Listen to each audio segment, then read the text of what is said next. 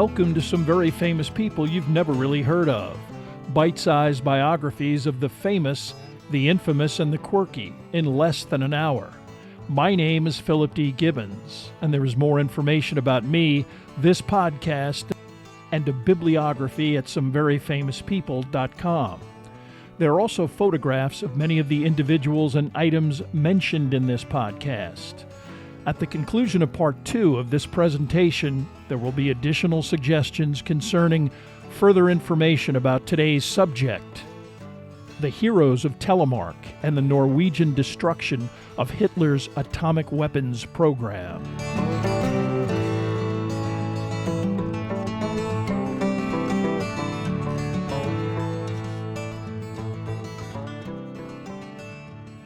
Now let's continue with our story about the heroes of Telemark, Norway. Two men, Skinnerland and Knut Haugland, were designated to remain at the Fetter cabin to provide radio contact with London. The others then discussed the best route to attack the plant, because they wanted at least a chance at surviving the mission. A frontal assault on the bridge that traversed the river in front of the plant was deemed impractical. They might not even make it past what was a heavily guarded access point, and even if they did, they would have to blow up the plant in the midst of a firefight, and then escape from an undoubtedly determined response from any German units in the vicinity. With the facility about halfway down the side of a steep hill, the saboteurs could approach from the rear, but this was also ruled out as the area had been recently reinforced and was also heavily mined. Much more promising was crossing the river east of the facility and accessing a railroad track that led directly into the plant through a locked gate. This was the best route to avoid detection and allow for a potential escape. The 9 men then made their way to a cabin in the Fobudelen Valley, only a few miles away from the Vermork plant. Klaus Hellberg was sent to Rujikon to collect specific information from a resistance member concerning times and specifics of the patrols and manpower guarding the facility. He also surreptitiously skied to the vicinity of the plant in an attempt to find the best route across the steep river gorge that protected the complex. One of the reasons this area was not extensively guarded was that it was a virtually straight 600-foot drop that would be quite dangerous to descend and then climb, especially with the slippery winter conditions. But trees and brush were present on both sides of the crevice, able to break any descent and also provide the commandos with something to grab during the ascent. The group focused just as much on a potential escape plan. Rather than fleeing over the bridge, which would require a shootout with the guards, they decided to attempt to return the way they came across the gorge and surreptitiously back towards the town of Rujikon and ultimately the Vida. Although any German response would head in their direction, if they remained concealed, they could quickly escape from the area and head back to the relative security of their alpine plateau.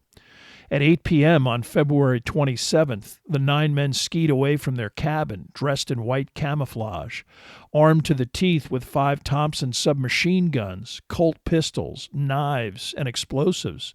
They were reminded by Poulsen of the commando order, and the suggestion was that if capture was imminent, suicide by cyanide might be the better option. The group was separated into 2-man demolition teams in the event that one failed.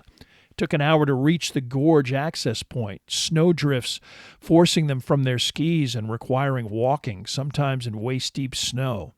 Before crossing the gorge, they buried their skis, poles, and other unnecessary equipment, as well as their outer white uniforms. They would wear British uniforms for the attack, hoping to indicate that this was a British operation, a designation that might limit any German reprisals against the local population. Although warmer temperatures made the snow heavy and moisture made any surface slippery, they successfully made it to the bottom of the gorge. To actually cross the river, Hellberg looked for a section of iced-over area that would support their weight. After spotting a potential crossing point, he and the other 8 men successfully made it over the river. The ascent in the dark proved much more difficult, 600 feet straight up. Each man methodically pulling themselves up a foot at a time, hoping to not slip on the melting snow, which made any position treacherous. By 11 p.m., all 9 men successfully reached the top. Exhausted, they rested for a few minutes and then began slowly walking along the gravel bed of the train track in the direction of the power plant. Haukeli led the party, the only sound the audible hum from the power plant and the river below. He stopped behind a shed at 11:40 p.m., the other men falling in with him. They could see the suspension bridge and 2 guards below to their right. The plan was to wait until the guard changed at midnight. 30 minutes later, once the 2 new guards settled into a bored routine, the explosives team would enter a basement entrance and place the charges. Fuses were used to allow at least a modest amount of time before the explosion generated a massive response, the sentries having access to an alarm that would light up the entire region and summon additional troops from the barracks at Rujikon. Haukeli again led the men toward the locked gate, careful to follow in some footsteps left by a plant employee, the entire area potentially mined. At 12:30 a.m., the commandos reached the barrier, and Kelstrop used a large pair of shears to sever the lock. 5 men quickly took positions to cover the 2 explosive teams as they attempted to access the building. The 4-man demolition team then circled around the hydrogen plant building's basement level. They knew the exact location of 2 separate doors. Both were locked. Ronneborg and Kaiser then checked the first-floor doors, also locked. They did not want to have to use an explosive charge on a locked door or break a window. Either of those options might draw the attention of the garrison. During the training sessions, Tronstad and Brunn discussed a third option, certainly much more difficult. A narrow tunnel of water pipes and electrical cables ran between the basement and first-floor levels. A ladder led from the ground to the tunnel's access point. With no time to spare, and with orders to complete the mission even if they got separated from the other demolition group, Ronneborg and Kaiser climbed the ladder and began shimmying through the narrow access, the tunnel so constricted that there was no space to turn around. Kaiser confirmed to Ronneborg that the other 2 were not behind them, but they pressed on until reaching a large opening that allowed access to a hallway. Making sure that no one was present, they dropped 15 feet to the floor and quickly headed to the room, which contained 18 separate heavy water production cells. Guns drawn, they flung open the doors that led to the production chamber, a lone Norwegian the only worker present at that time of night. Kaiser stuck his pistol into the man's midriff, told him they were British soldiers, and demanded that he not resist. Ronneborg got to work adhering plastic explosives to each of the 50-inch tall by 10-inch in circumference stainless steel cells.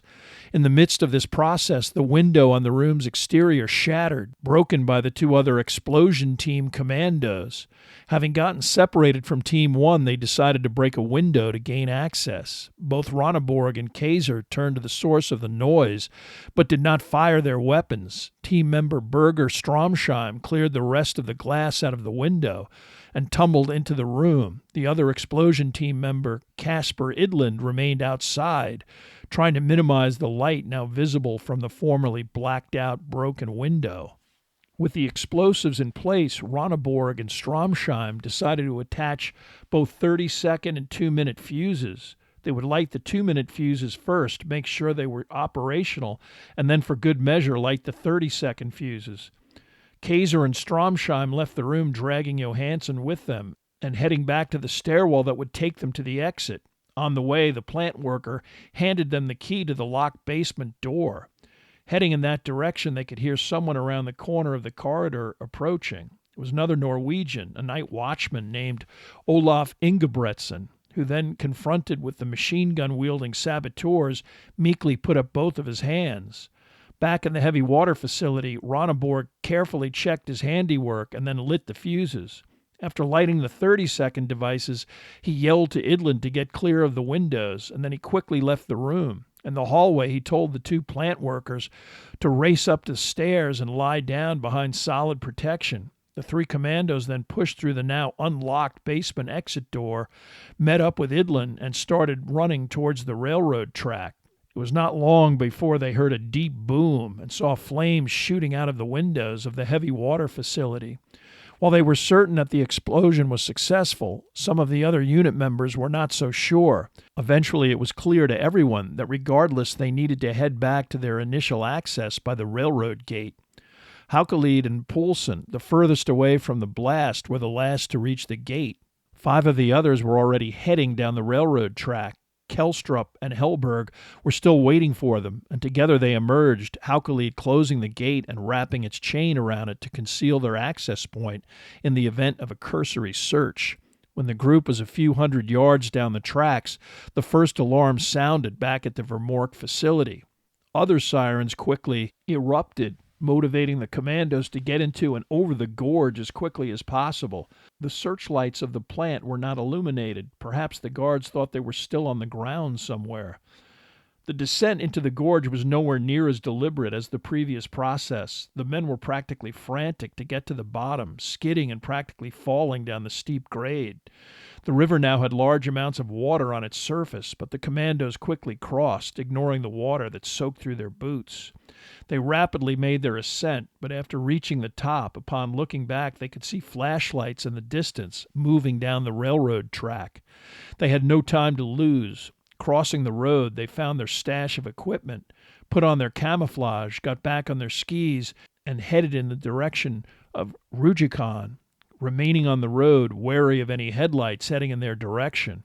A mile outside of town, they took off their skis and began the hike towards the steep, switchbacked road that paralleled the funicular that ran from the center of town into the mountains north of Rujikon and the access to the Vida. This half-mile vertical climb took 4 hours, parts of it through deep snow, the team already exhausted, avoiding the cable car station at the top.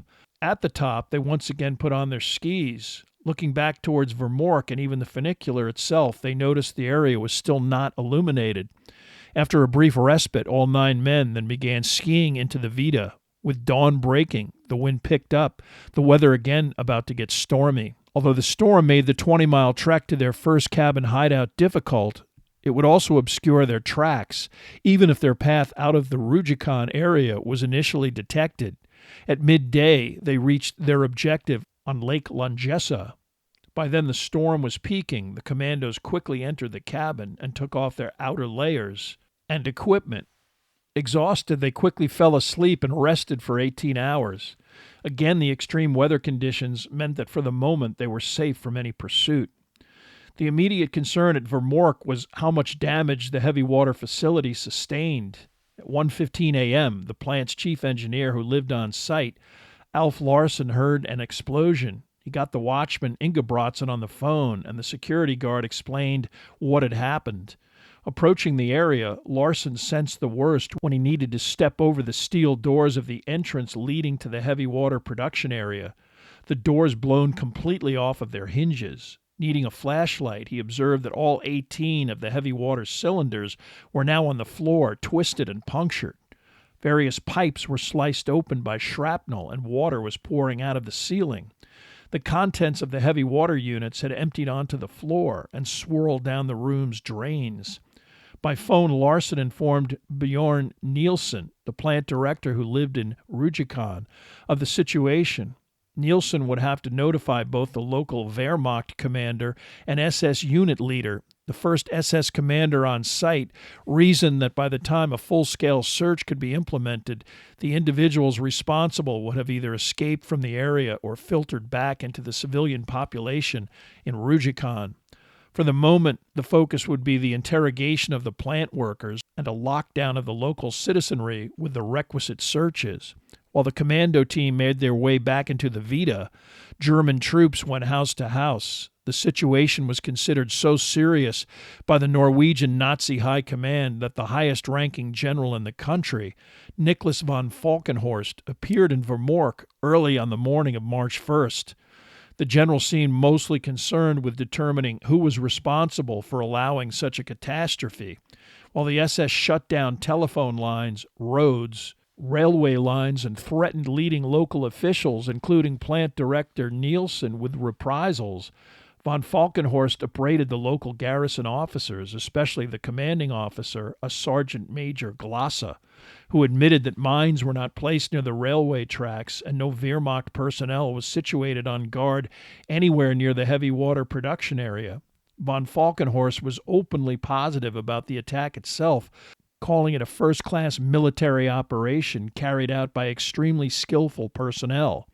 He forbade any local reprisals, ordered any newly arrested suspects released, and told the local Nazi military presence to focus on finding the saboteurs.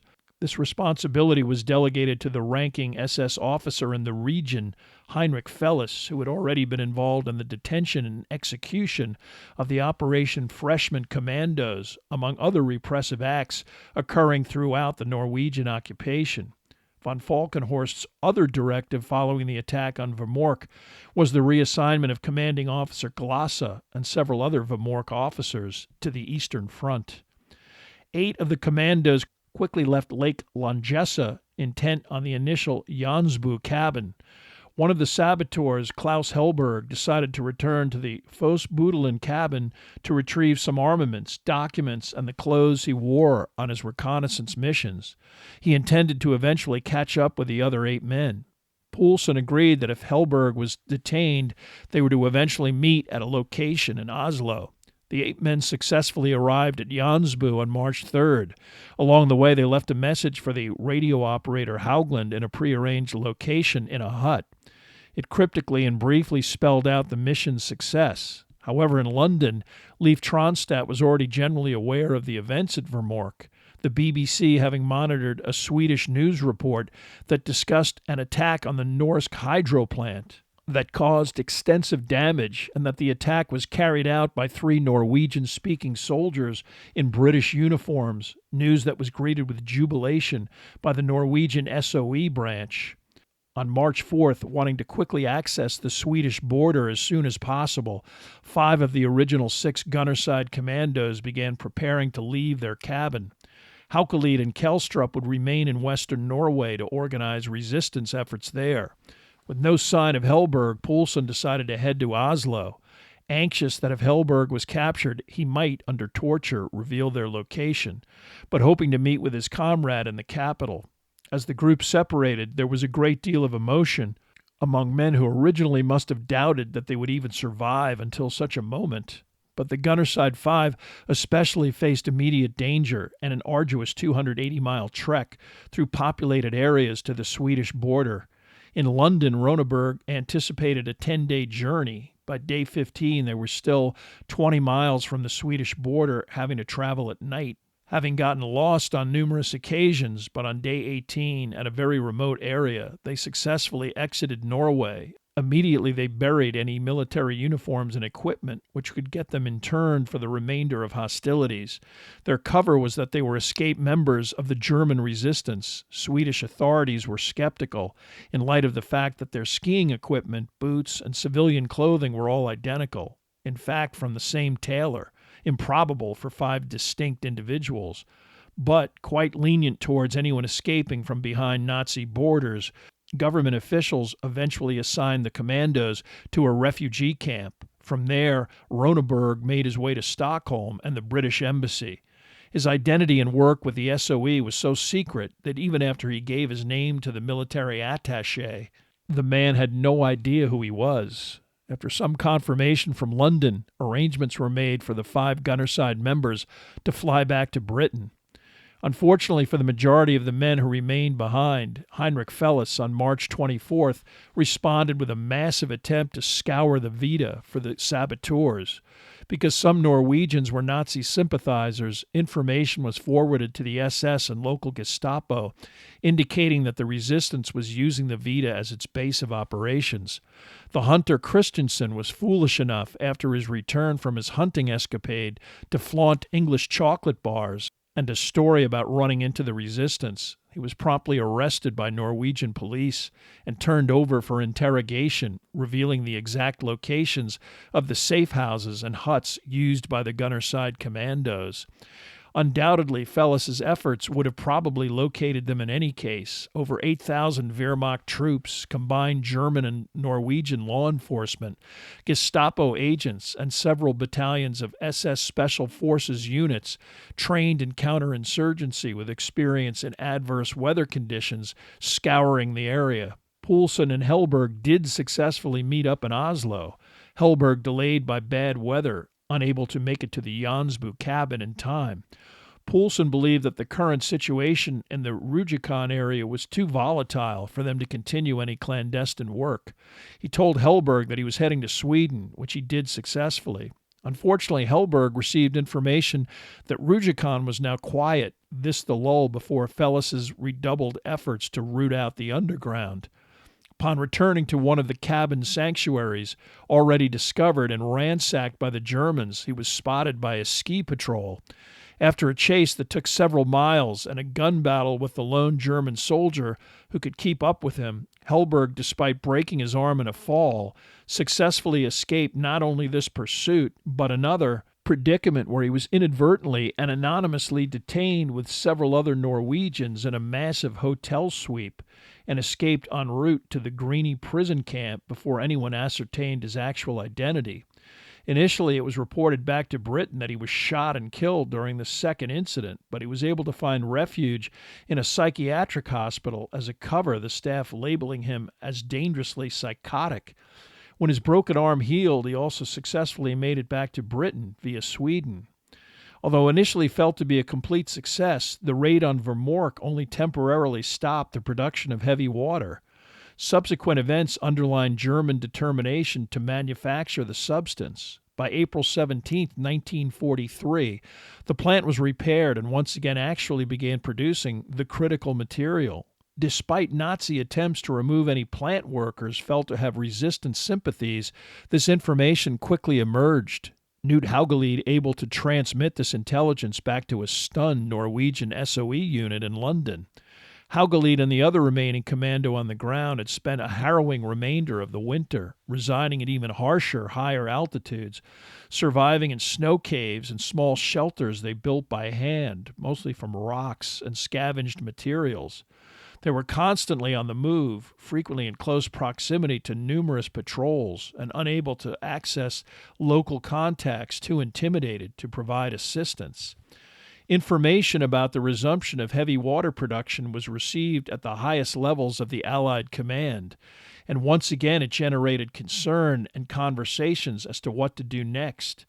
Tronstadt and other members of the government in exile favored either another commando raid or attacks upon the trains that transported the purified substance back to Germany. Allied military officers favored a massive bombing raid to wipe out the entire facility once and for all.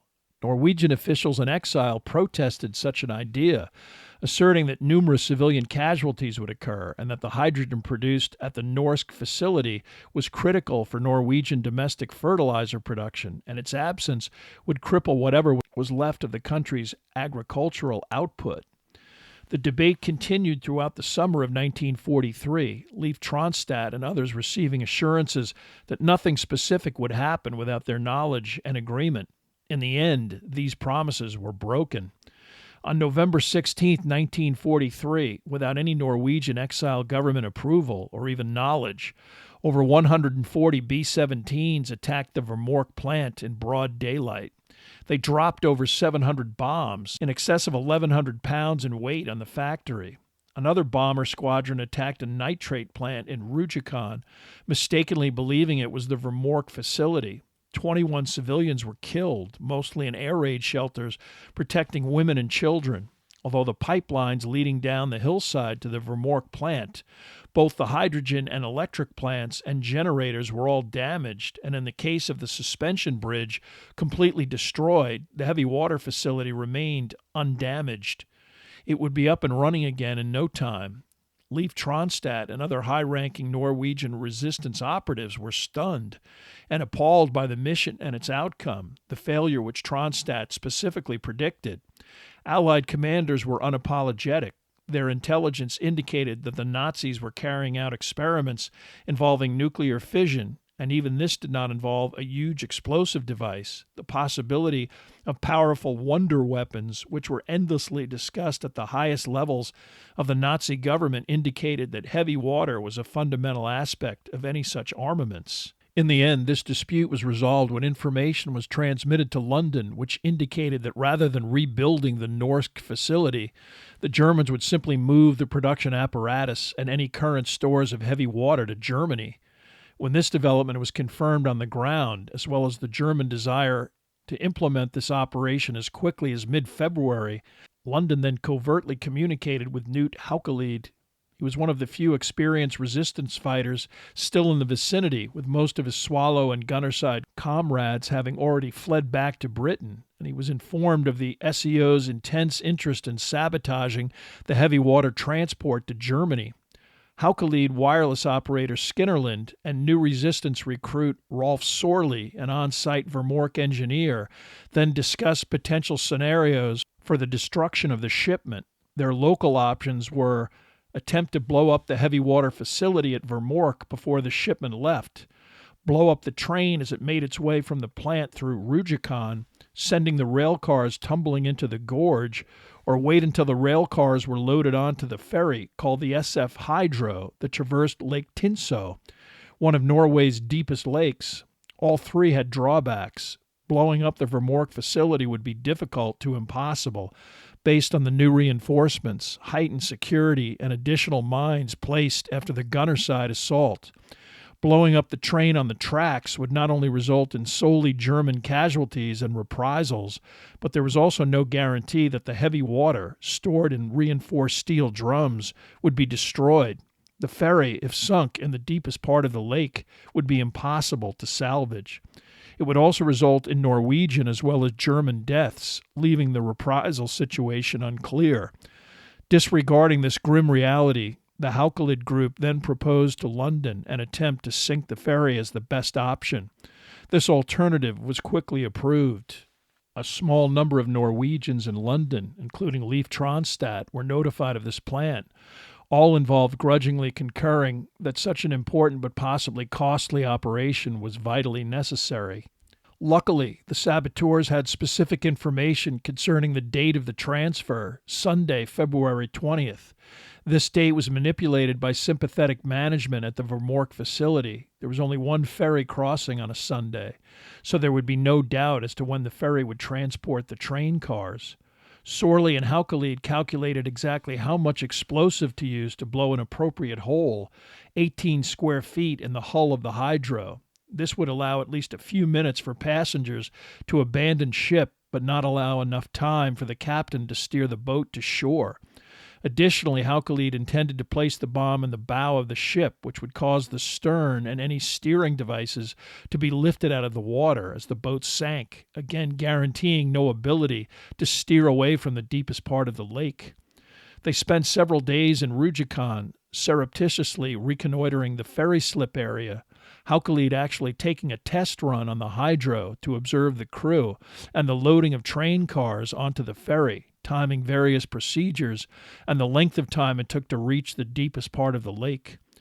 Before they left town for their mountain cabin hideout, Haukelid and Sorley picked up 2 clock devices constructed by an industrious engineer to help with detonation. Because the commandos intended to leave the explosive device on the ferry the night before, they could not be present to ignite a conventional fuse. This engineer, an industrious and longtime resistance member, provided an ingeniously converted alarm clock that could be used to set off a timed explosion. A third recent recruit, Knut Lear Hansen, had secured a friend's automobile to be used to drive from Rujikon to the ferry slip, a considerable distance of 8 miles. This was not an inconsequential contribution, the Nazis having requisitioned most automobiles. On the night of February 19th, Sorley and Haukelid met Lear Hansen and 2 other resistance members at a garage in the town of Rujikon. They broke into the locked enclosure, a touch designed to protect the owner of the car in the event of trouble, and all 5 began the trip to the ferry dock. A mile from their destination, Haukelid, Sorley, and Lear Hansen got out. They would need to evade any soldiers assigned to the dock, but because of the cold, these troops typically remained in the warmth inside the ferry office nearby. Haukelid was not so sure that the vessel, considering next day's transport, might not be unusually protected, but the Germans were clearly focused elsewhere, the trio quickly able to access the ferry. Quietly, the unit made their way below deck and past the Norwegian crew's quarters, the sound of a Saturday night poker game indicating that any onboard security was at least momentarily distracted. After carefully making their way towards the bottom of the hull, they began searching for some access to a hatch into the bilge of the ship. Suddenly they were stunned by the appearance of a Norwegian night watchman who immediately recognized Lear Hansen as a fellow member of his athletic club. Nevertheless, he was clearly agitated by their presence, especially when Lear Hansen tried to lie and claim they were merely wanting to sleep on the boat and get out of the cold, not very convincing at 3 o'clock in the morning. The man also knew Lear Hansen, an ex-Norwegian army member who had escaped from the Germans after being captured, was most likely a resistance member. Lear Hansen gambled, feigned a huge admission, and then merely said that all three men expected a raid and just wanted to stash some incriminating items where the Germans couldn't find them. Practically relieved by this plausible explanation, the night watchman shrugged with an attitude indicating he didn't want to know anything further. After he pointed out a hatch in the passageway, Haukelid and Sorley crept into the dark, filthy enclosure on their hands and knees. Lear Hansen remained behind, keeping the watchman engaged in a friendly conversation. The two commandos crept forward towards the bow. Haukelid, by flashlight, first placed the explosives against the hull, stuck 2 detonator fuses into both ends of the practically circular material, connected 2 electrical blasting caps to the fuses, and attached wires that would carry electrical current from the 2 modified alarm clocks that, instead of striking a bell that was removed, would instead activate battery packs that would send a current to the blasting cap. All of the parts of this explosive device were then taped methodically to the hull, the last part of the process merely winding the clocks and setting the alarms for 10:45 that morning. If the watchman was suspicious about what took so long, he didn't mention anything when Haukelid and Sorley emerged, filthy and wet. The commandos merely shook his hand, thanked him for his benevolence, and got away from the ship as carefully and as quickly as possible.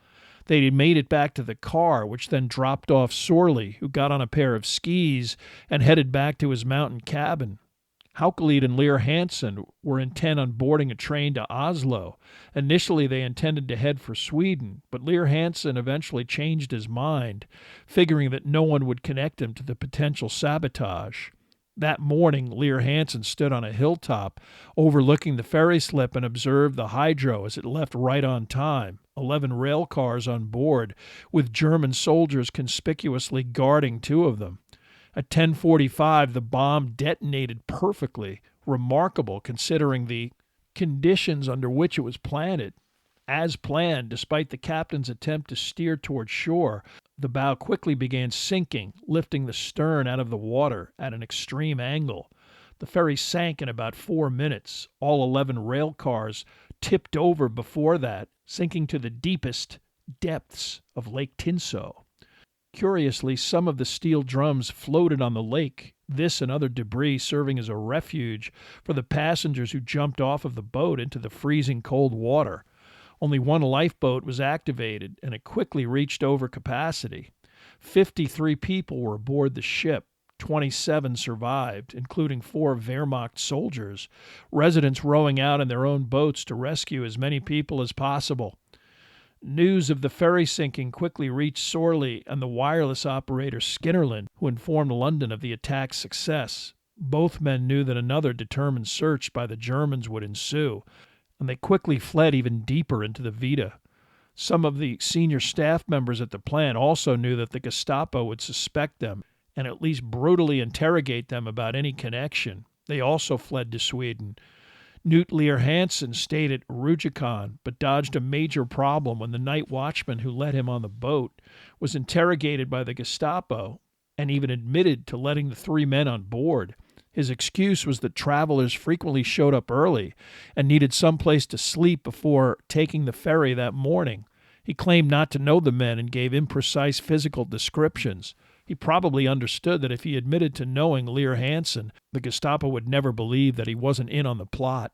Subsequently, Lear Hansen was never connected to the ferry bombing. Eventually, some historians would allege that the Norwegian commando actions against Vermork and the production of heavy water was irrelevant because the Nazis had already decided to focus instead on their aerial V-1 and V-2 programs. But in his memoirs, Kurt Diebner, the director and one of the major forces behind the Nazi atomic weapons program, stated that the Norwegian destruction of heavy water stopped the development of a nuclear reactor, one of the major steps required to assemble a nuclear weapon. This essentially shut down any realistic ability for Germany to construct a bomb before the war ended.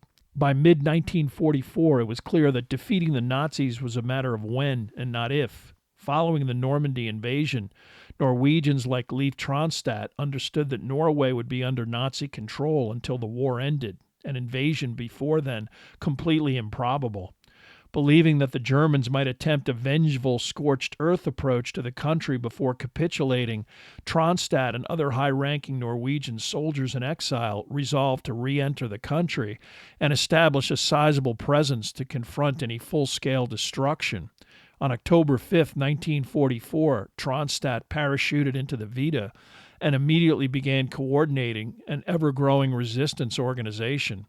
Almost all of the Gunnerside and Swallow commandos were involved. By early 1945, covert actions were systematically interrupting and sabotaging all forms of transport and communication, limiting German ability to transfer troops out of the country and preparing the population for the eventual safe transition of industrial and commercial assets back into Norwegian control.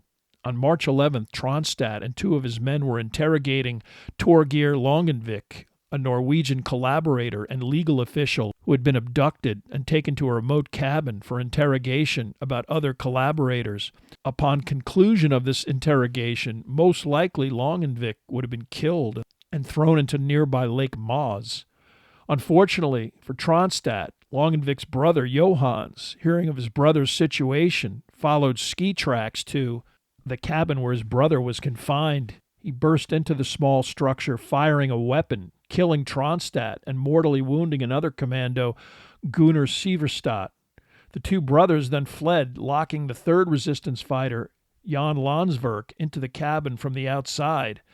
Einar Skinnerland eventually returned to the location and freed Landsverk. They quickly gathered up any incriminating materials, attempted to conceal the bodies of Tronstad and Severstad under the ice of a nearby frozen lake, and then headed to another cabin sanctuary, aware that the two brothers would be back with a large contingent of Germans.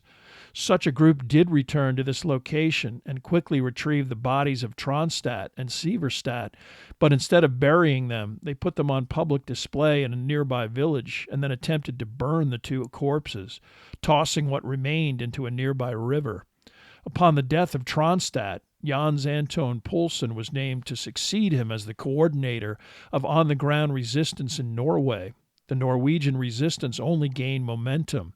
Upon the official Nazi surrender on May 8, 1945, 40,000 members of the Norwegian underground took control of critical infrastructure and served as the police entity that either disarmed or even arrested any German or collaborator elements.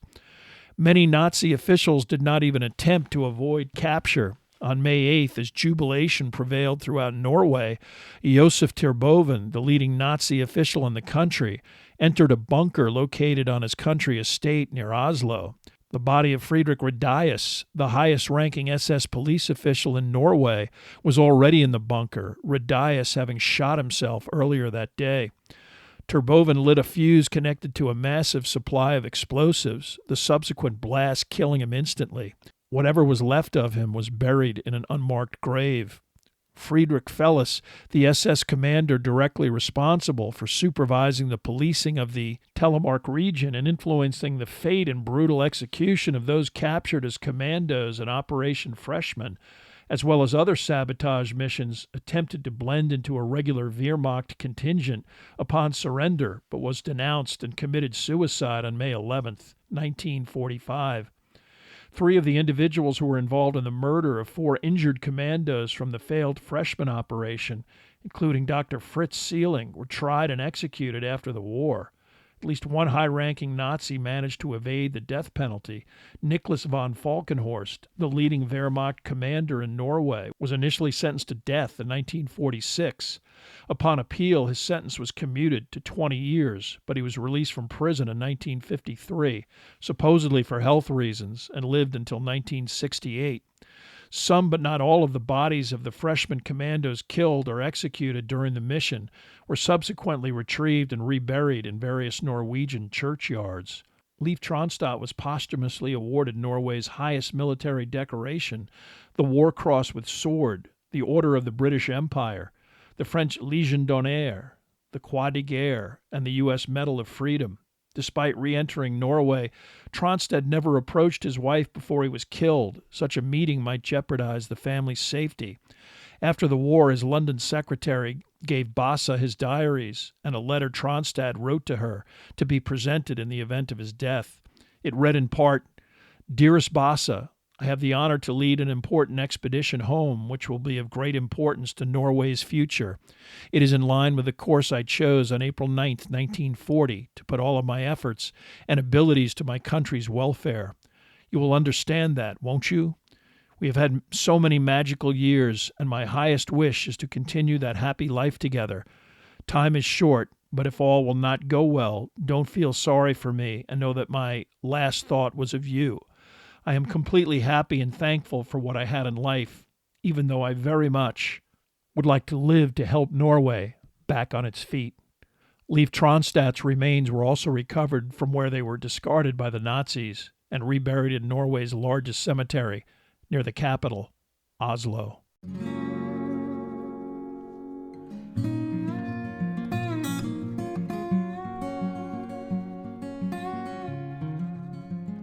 Thank you for listening to part 2 of this podcast about the Norwegian heroes of Telemark.